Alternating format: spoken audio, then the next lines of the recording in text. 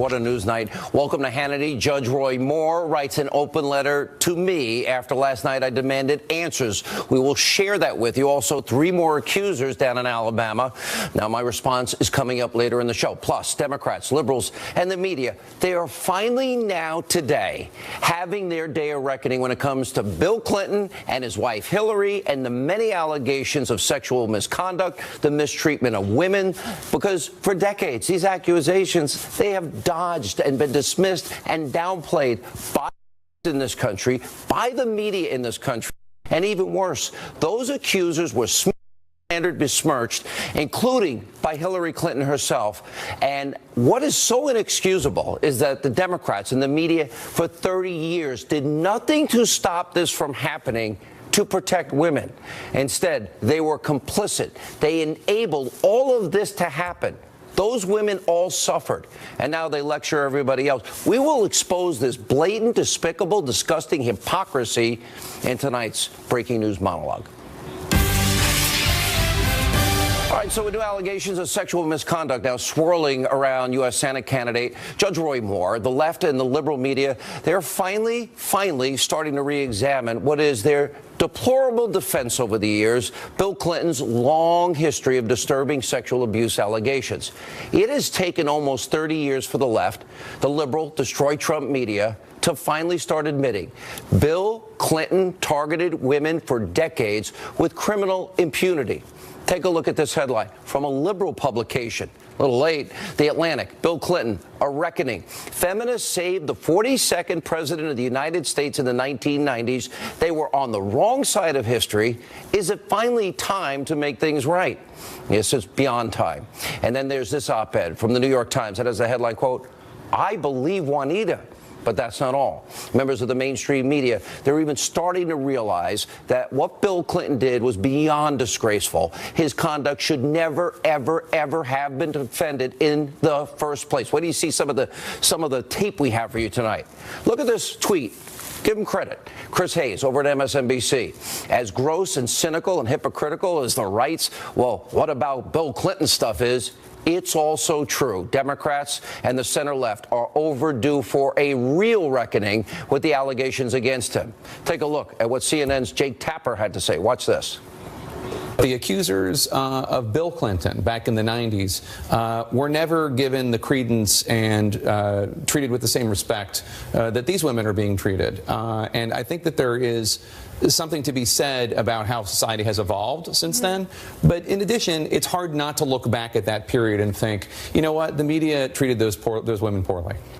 Now, some of the media are coming to terms with what they did and what they said and how they covered it all up, because what they did, the things they did to protect Bill Clinton and discredit at a high level his accusers is beyond indefensible. It is shameful. Let me explain. You're not going to see this anywhere else on television. Back in 1992, during the presidential primaries, remember the name Jennifer Flowers? She went public. She revealed she had a 12-year affair with Bill Clinton. She even released taped phone conversations to deal with the allegation. What did the Clinton campaign do? They set up a war room. It sprung into action. Their job to smear and discredit Jennifer Flowers and Bill and Hillary. Then they go on 60 Minutes, lie, deny the charges, and what did they do? They attack Jennifer Flowers' character. Watch this. She's alleging, and is described in some detail in a supermarket tabloid, which she calls a 12-year affair with you. That allegation is false. When this woman first got caught up in these charges, I felt, as I felt about all of these women, that, you know, they've just been minding their own business and they got hit by a meteor. I mean, it was no fault of their own. We reached out to them. I met with 2 of them to reassure them they were friends of ours. I felt terrible about what was happening to them. You know, Bill talked to this woman every time she called, distraught, saying her life was going to be ruined. And, you know, he'd get off the phone and tell me that she said sort of wacky things, which we thought were attributable to the fact that she was terrified. I'm assuming from your answer that you're categorically denying that you ever had an affair with Jennifer Flowers. I've said that before, and so is she. I've said that before, and so is she. they were lying. And because he later had to admit during a deposition, he finally admitted during the Monica Lewinsky case that he did, in fact, have that sexual encounter with Jennifer Flowers. And then there's Hillary Clinton. That was only the beginning of her attempts to smear her husband's accusers, to further attack Flowers. Hillary Clinton told Vanity Fair, watch this, well, if we'd been in front of a jury, I'd say, Miss Flowers, isn't it true you were asked by the AP in June of 1990 and you said no? Weren't you asked by the Arkansas Democrat and you said no? I mean, I would crucify her. Really, Hillary? Crucify her? And it gets worse. In his book about Hillary, Carl Bernstein, of all people, wrote that Clinton referred to Jennifer Flowers as, quote, trailer trash, and that Clinton undertook a, quote, aggressive campaign to go after Flowers. Years later, I did interview Jennifer Flowers, where she described her affair with Bill Clinton and how she feared for her safety. Watch this.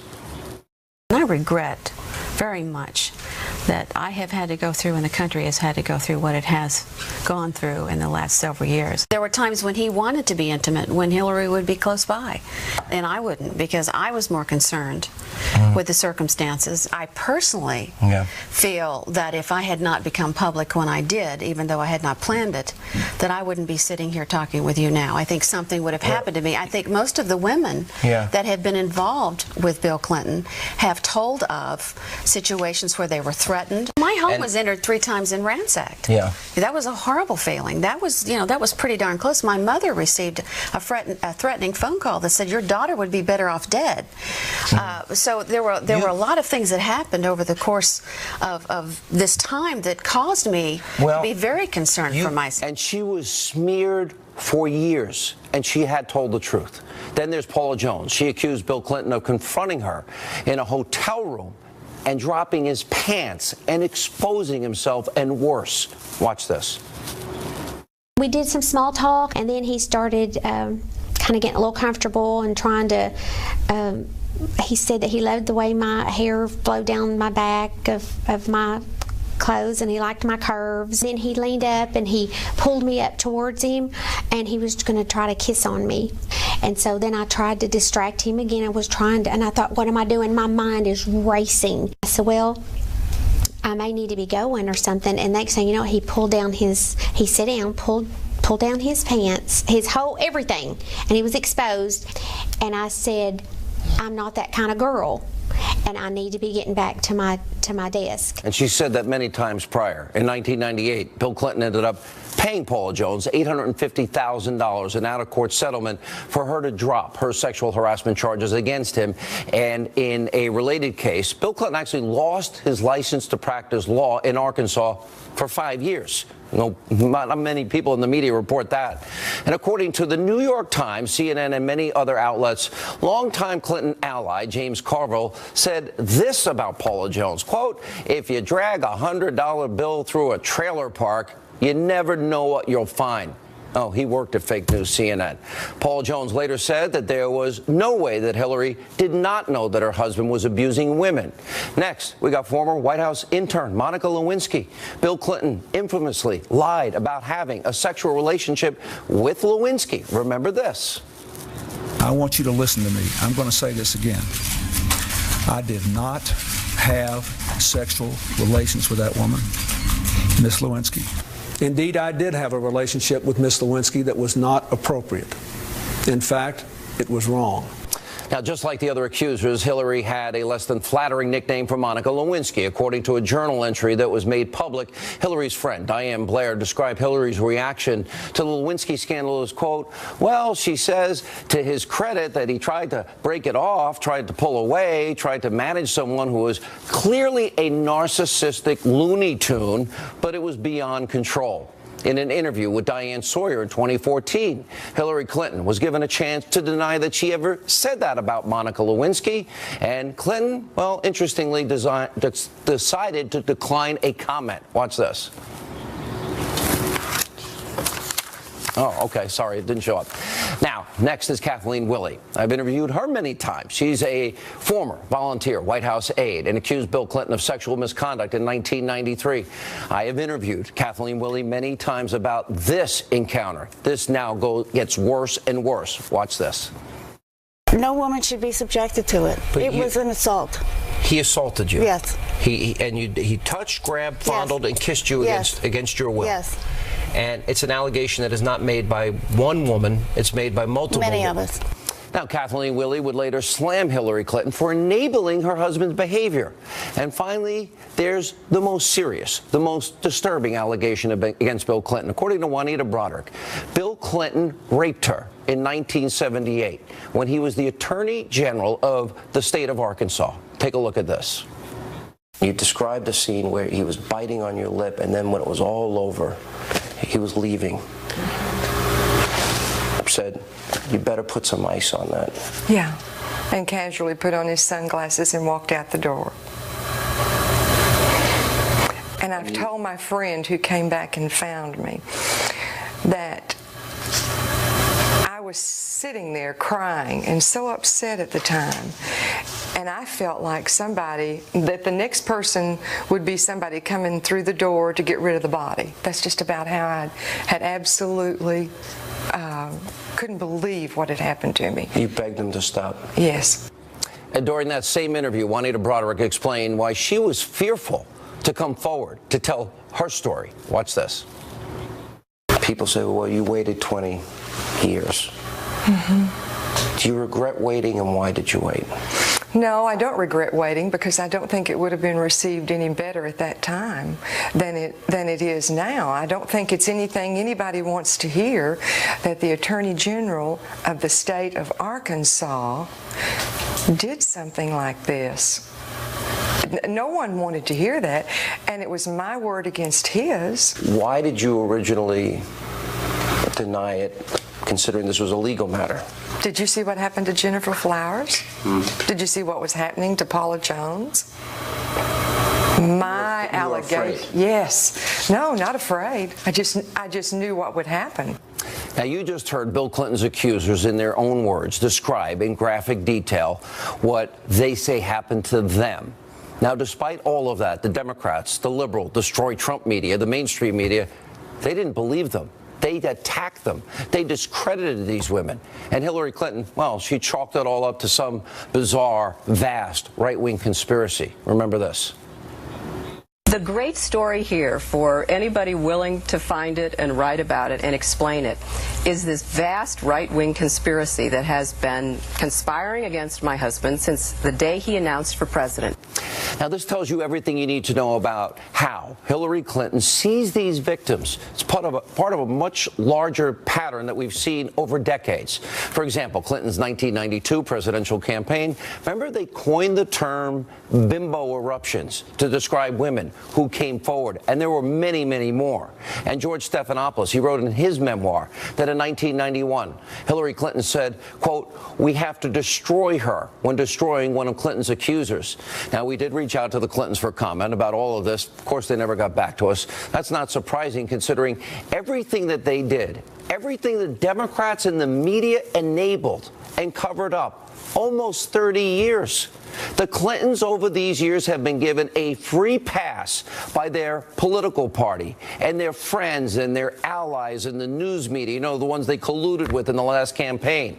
And up until just a few days ago, the media and Democrats viciously attacking Bill Clinton's accusers. Here's what they said about Clinton's accusers just last year in the 2016 election. Watch this. A trio of women who say Bill Clinton made unwanted sexual advances in the 80s and 90s. Mr. Clinton denies it. Two of the cases were plagued by factual discrepancies. When it was Bill Clinton's problem, almost in the moment, Republicans tried to make it an issue, and it didn't work. So why is it going to work 20 years later with his wife? I just don't see it. And the issue of Bill Clinton's past is that fair game, and it would be if he were running for president, but he isn't. Hillary Clinton is running for president. The big issue. I would like to apologize to those tramps that have slept with my husband. Maybe she could have said that. tramps that slept with my husband. Now, while it's nice to see that some in the press are finally, nearly 30 years later, coming around to acknowledge Clinton's actions, we have to ask, what took you so long? Where were you when these accusers were coming forward? Why did you trash and discredit these women on a regular basis? And I want to tell you another thing. Unlike the rest of the abusively biased news media in this country, I did go down, take this seriously, sat down with them, let them tell their stories before I made a decision in these cases. You know what? Why couldn't the press do the same thing? Here's why. The media has protected Democrats, people like Clinton, by enabling their abusive and predatory behavior for decades. And guess what? Countless women suffered as a result. So this is important as a history lesson. We are, here tonight.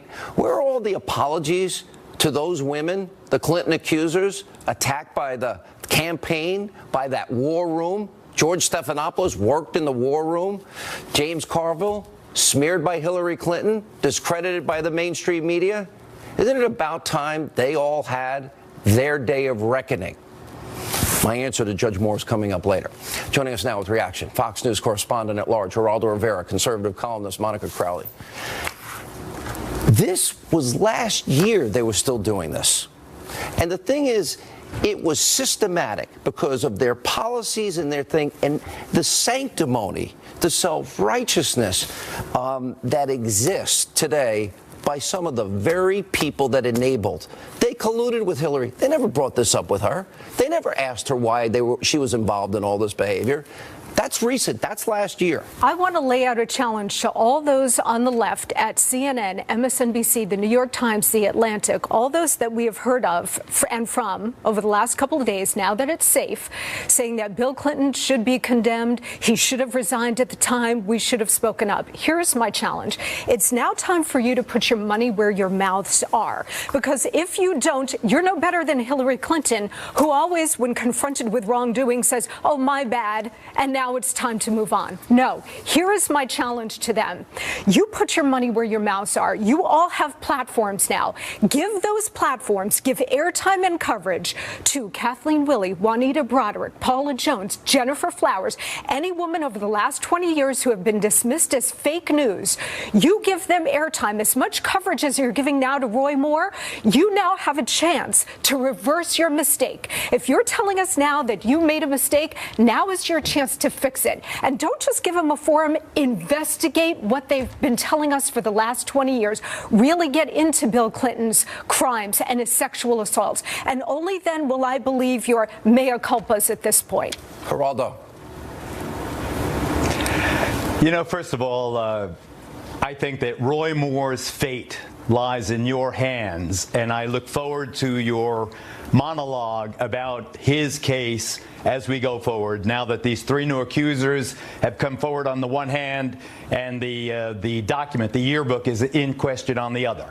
Now to Bill Clinton. Well, I feel let's go to the Roy Moore. Terrible guilt. Go ahead. Go ahead. You say your thing. Go ahead. Okay. I think that to suggest that the Clintons have not paid a profound price for the infidelity and the lying committed by the president, President Bill Clinton. She was the presidential candidate last year, and they never asked her in the media, Geraldo. That was last year.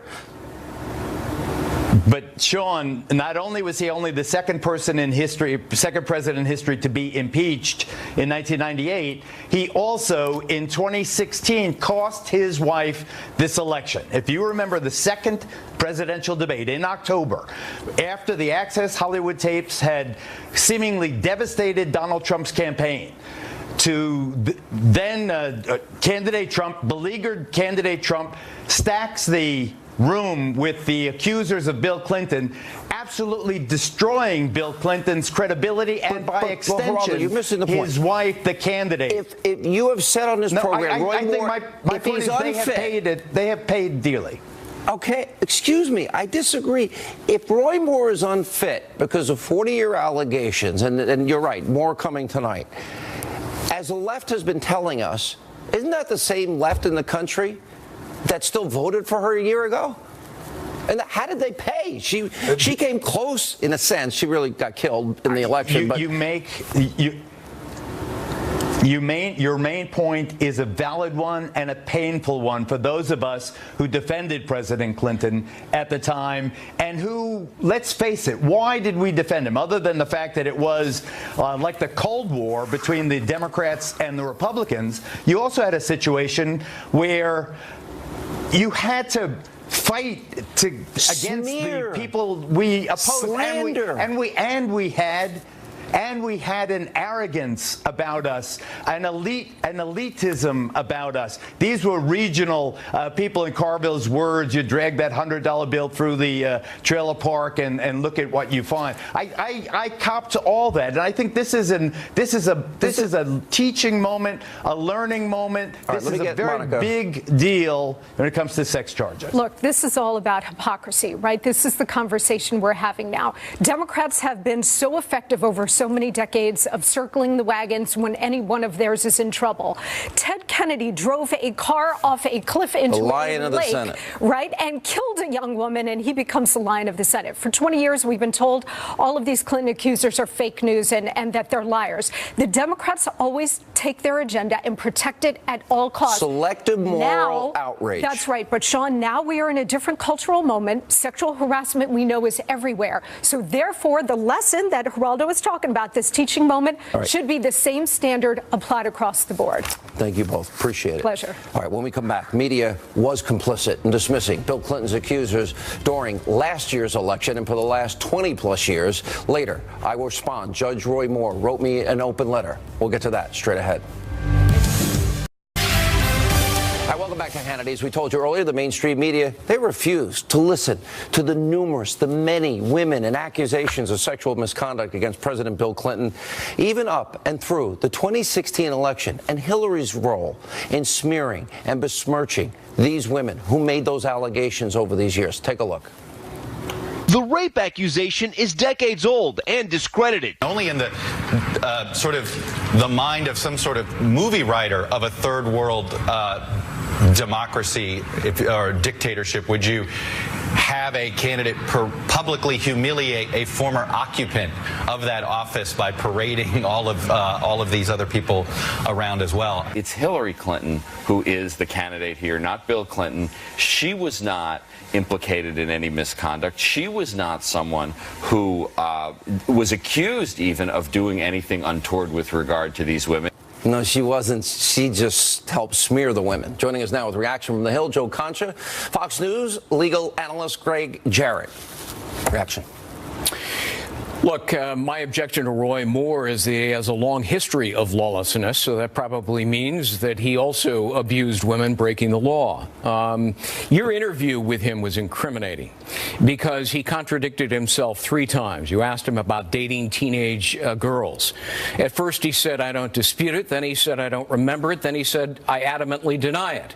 It can't be all 3. When people can't get their stories straight, that means they're lying. But look, beyond that, look at his career. Twice kicked off the Alabama Supreme Court. He drapes himself in the Bible as if it elevates him above the law and allows him to defy federal It's the legal thing orders. That really irritated you about him from the beginning. And now this. I said it before the nomination process.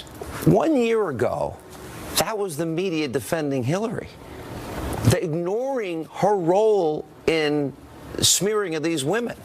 I want to talk about 18 years ago when NBC actually spiked a report.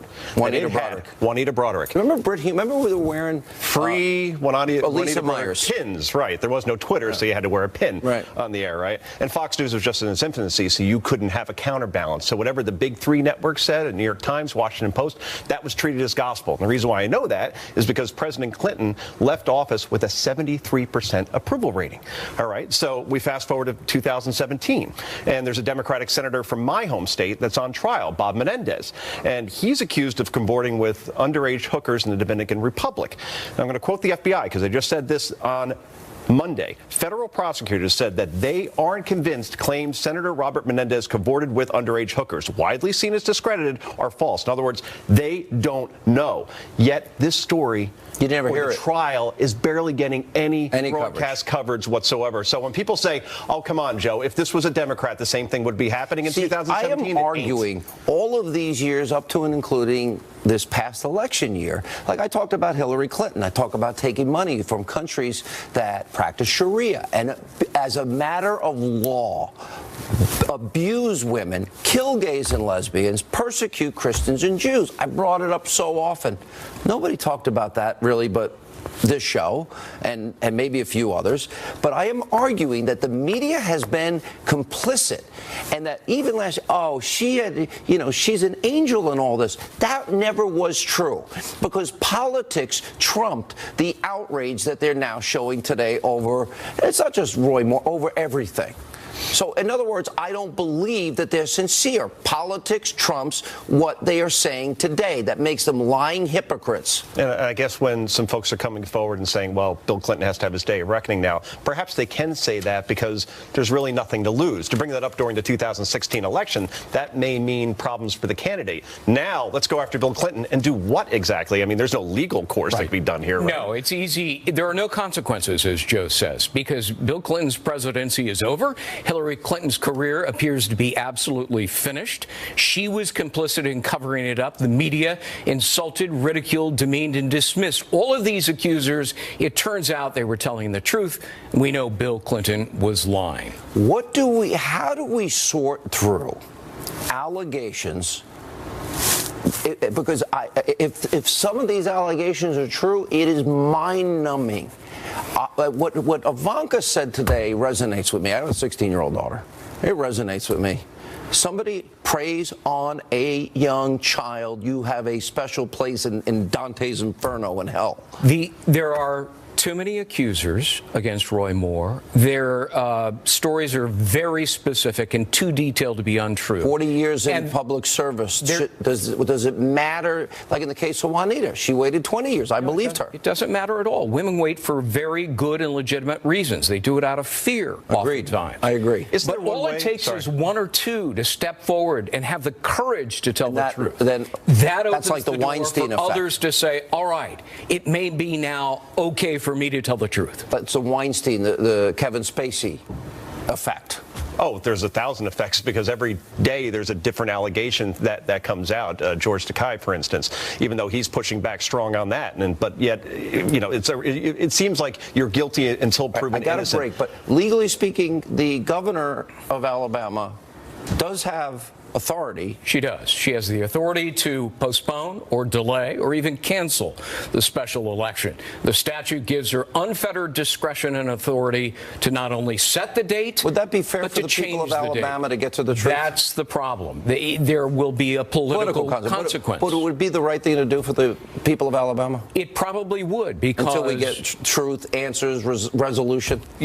Because voters are now handcuffed with an untenable candidate. Real quick, you want to say? I just want to see the handwriting experts now come forward, since Moore's attorney said, let's see the yearbook. Yeah, now it's scientific. It's not he said, she said anymore. I had a handwriting expert on my radio show today. It said they can tell 100% certainty if they see it. That's interesting. They'll compare it to his writing at the time. And they can do an ink test to see if it was more recent. All right. Yeah, that's right. So they have the forensic. There's forensics now involved. Absolutely. Right. All right. Coming up, Democrats are desperately trying to undermine President Trump. We're going to show you the latest tactics. And you're not going to believe big breaking news as it relates to these stories about what has happened. Uranium One, the dossier, all these things coming up straight ahead. All right, welcome back to Hannity. As we have been warning on this program, the left, liberals are doing everything they can do to undermine Donald Trump's presidency, and now it has reached a fever pitch. Now, here's Congresswoman Maxine Waters earlier this week at the Glamour magazine Women of the Year Awards. Watch this. I continue to say, impeach him!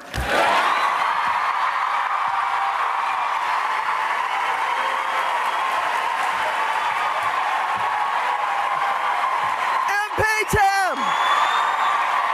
Impeach him!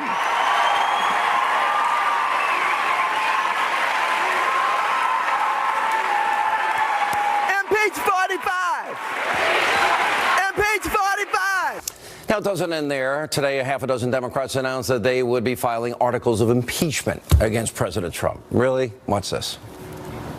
I am proud to stand here with my friend, Congressman Gutierrez, with other Congress people who will be here in announcing that we are introducing articles of impeachment to remove President Trump from office. We have taken this action because of great concern for our country and our Constitution, our national security, and our democracy. Here with reaction, Salem, nationally syndicated radio talk show host, our friend Larry Elder, also a friend, although I disagree a lot, civil rights attorney Darrell Parks. Darrell, can you think as a lawyer any reason for impeaching this president? Any evidence that you could cite that would warrant such a thing?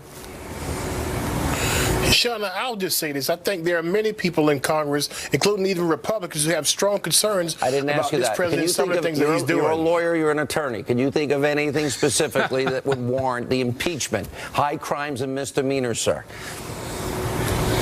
Well, that's not for me to decide. I think there are congressional members who have serious concerns. Is there anything close to evidence? You're a lawyer. Help me out here.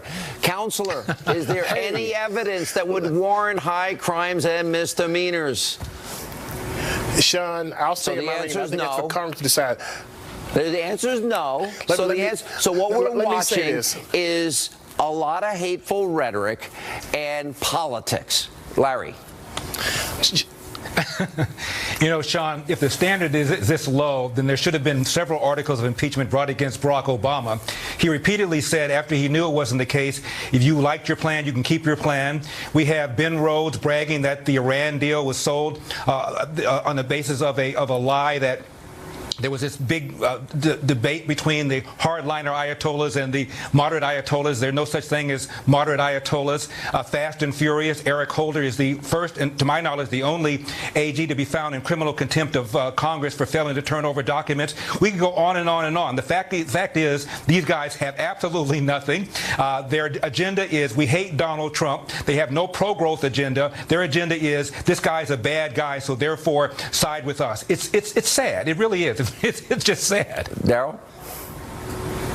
But without question, I think Senator Corker is right. There are serious concerns about this president. Many Americans share those concerns. And I'll just leave it there. Concerns? Concerns? And Serious therefore concerns. He ought to be impeached because there are concerns? Well, you know, I think it's for Congress Dianne to decide. Feinstein said At some point, they'll have to... They'll make that decision. Feinstein said there's absolutely no evidence so far of any... Dianne Feinstein says there's no evidence so far of any collusion whatsoever. She's one of the rational Democrats up there. What do you have? You've got absolutely nothing other than you can't stand Donald Trump for reasons that I find quite bizarre. When you consider we've had back-to-back 3% GDP growth. We've got a border security now where the border crossings are down almost 50%. We've got a Neil Gorsuch on the Supreme Court. We've got regulations down now. Consumer confidence hasn't been this high in 25 years. $5 trillion in new wealth from the stock market. What's the problem? Darrell, can you say that the president's done a good job on those issues like Larry just listed? Well, let me say this. How about answer the question. Does the president do a good job on those issues? Honestly. Counselor, did he Let's do a good fix job? health care. We need to fix health care. We need to fix health care. That's what we want him to do. Oh, you mean Obamacare's broken promises about keeping your doctor plan and saving money? There were lies, right? But we're hoping that Trump care will be better. Were they lies? So let's see it. Counselor? No, I don't think they were lies. I think many people did very well because of All right, I wish I could do this longer. Thank you, guys. We have a lot to get to tonight. We have breaking news. The FBI's mishandling of Hillary Clinton's private email case, an explosive new development today. And Judge Moore sent an open letter to me. I will have my response straight ahead.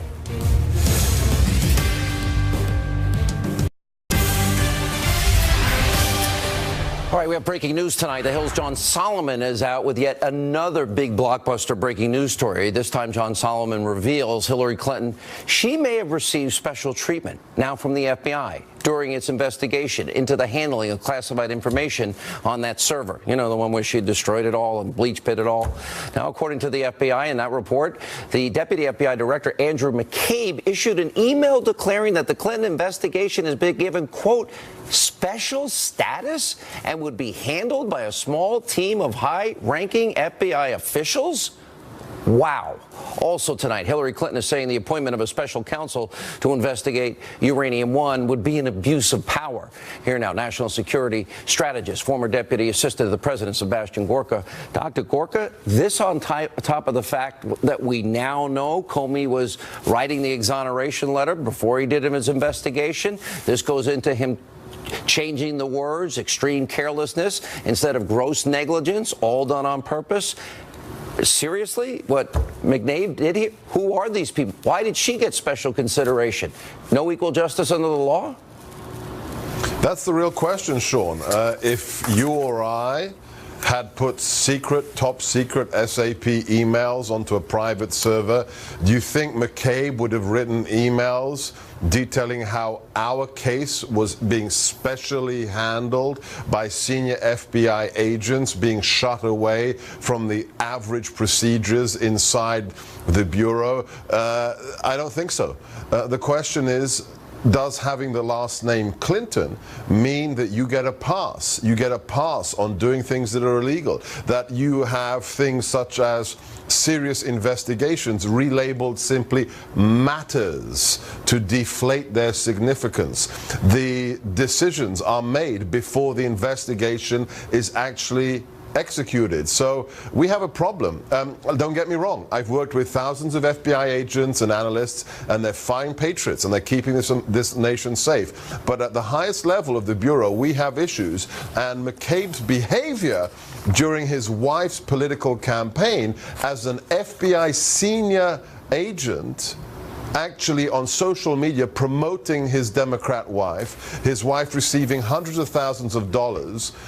There are Hatch issues as well, which raise the question of just how impartial is McCabe. It seems not at all, especially when you put it all together in the Loretta Lynch meeting and changing the language and making decisions ahead of time. And I am told from my sources tonight, this is only going to get worse. The fix was in, as I've been saying. Now, what about the Republican House and Senate investigators today launching their effort to secure the evidence from federal agencies about this Uranium One deal, the corruption case, as they prepare to interview the FBI informant? This informant was telling the FBI a year and a half before Uranium One that there was a network in the United States. He had his own experience. He had emails. He had documents. He had tapes where he knew bribery, extortion, money laundering, racketeering was all happening. This is not only that, Sean. I mean, you drew up, your slides yesterday were magnificent. Those should be used in a court of law to prosecute everybody involved with Uranium One who undermined the American national security. But the fact here is we have a very, very serious issue of not only is the law being done, but is it seen to be done as well? Is justice blind, or is there special preferential treatment being given? This story gets deeper and deeper and deeper. And don't forget, Loretta Lynch threatened that person with loss of freedom. A matter, not an investigation. All right, Judge Roy Moore, public letter to me. I'll respond next. Straight ahead. And welcome back to Hannity. You may remember last night I addressed the Roy Moore issue at the end of the program. I decided to do it again at the end of the program tonight to be consistent in terms of where we put it in the program. It's important. 3 more women have today come forward making accusations against Senate candidate Judge Roy Moore. Now, clearly this now raises new issues in the state of Alabama. Things are getting worse and now very tough on the voters of Alabama. I live there. I'll talk about that in a second. Last night on this broadcast, I demanded answers from Judge Moore when the judge's story broke. Just to remind you, I laid out a history. I don't rush to judgment. And I said these allegations are so serious, this should all transcend politics. Sadly, it's not, but it should. I'm never going to apologize for not rushing to judgment. The issue of presumption of innocence is important to all of us. However, these allegations are beyond disturbing and serious. I have a 16-year-old daughter. Ivanka Trump said something today. There is a special place in hell for people who prey on children. Ivanka Trump is right. There is a special place in hell for predators. That is something everyone should agree with. That should not be political. Now with Judge Moore. Unlike everyone else in the media, I went right to the source. I interviewed him. I went through the Washington Post allegations methodically, point by point, through each and every allegation in the Washington Post in that piece, and I let him respond. Shockingly, for the first time in my life, even liberals praised that interview. Rarity for me. And for me and so many others, it is because what happened in that interview, it did raise new questions. And then came the issue of the yearbook that allegedly shows Judge Moore's message to one of his accusers. And that is why, for the sake of the people of Alabama last night, I demanded answers. They deserve them. Those people of Alabama deserve them before an election. And today, we got the answers to the questions that we asked. Let me give you Judge Roy Moore's attorney. He did a press conference and questioned the validity of the yearbook signature. He said it could be forged and demanded a forensic analysis. Well, I spoke to a forensic analyst on my radio show today, and he said they will be able to tell if the ink is fresh or not, and they will be able to look at comparisons to his handwriting then and then that yearbook and determine if it was his. Judge Moore, today, late tonight, released a letter to me. Let me read it to you. I'm going to read it in full. I think that's fair. Dear Sean, I'm suffering the same treatment other Republicans have had to endure.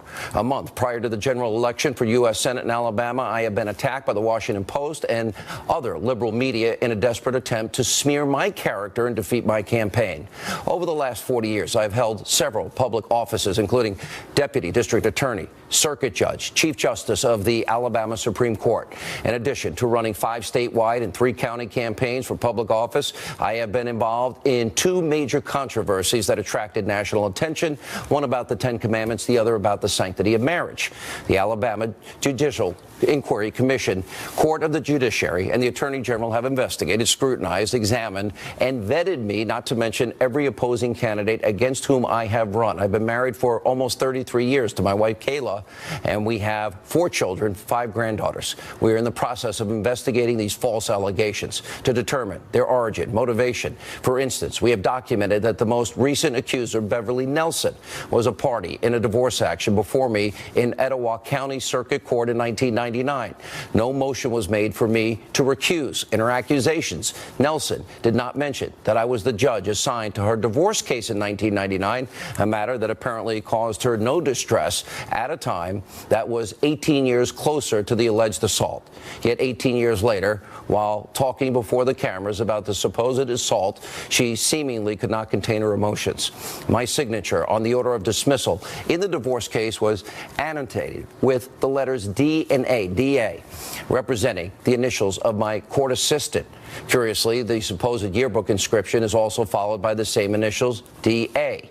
But at the time, I was a deputy district attorney, not a district attorney. Those initials, as well as the date under the signature block and the printed name of the restaurant, are written in a style inconsistent with the rest of the yearbook inscription. The 7s in Christmas, 1977, are in a noticeably different script than the 7s in the date 12/22/77. I believe tampering has occurred. Are we at a stage in American politics in which false allegations can overcome a public record of 40 years, stampede the media and politicians to condemn an innocent man and potentially impact the outcome of an election of national importance when allegations of events occurring 40 years ago and never before mentioned during a 40-year career of public service are brought out and taken seriously only 30 days before a critical election? We may be in trouble as a country. He then goes on, I adamantly deny the allegations of Lee Corfman and Beverly Nelson did not date underage girls and have taken steps to begin a civil action for defamation because of that. At the discretion of counsel, I cannot comment further. Roy Moore. Now, we demanded rightly answers from Judge Moore. He provided them to the specific questions we asked. In my opinion, so serious. The people of Alabama, they need to know the truth, and they've got to have all the facts that they need. And that means that the Alabama voters can make an educated, informed, inclusive decision for their state. when they go to the polls. And if that means, whatever it means, to get to the truth, if it means more time, I believe the governor, according to Greg Jarrett, has the ability to make that decision. The Alabama people deserve that. Greg Jarrett said the governor can delay the race if need be. Now, the people of Alabama deserve to have a fair choice, especially in light of the new allegations tonight. Now, we have told you everyone's point of view. The accusers continue to have an open invitation to come on this show and share their story. At the end of the day, I want to tell you something. I lived in Alabama. I enjoyed my time in Alabama. And I know these people. They're smart. They're great Americans. God, family, faith, country. And I am very confident that when everything comes out, they will make the best decision for their state. Shouldn't be decided by me, by people on television, by Mitch McConnell, Washington, talk show hosts, news people. One more thing. There's a report, by the way, of sexual misconduct in Congress. I'm demanding tonight. They paid $15 million of your money. That was paid out to victims. Who are they? Tell us now. And why did they pay it? They need to be exposed. We'll have more on this tomorrow night. Laura Ingram's next.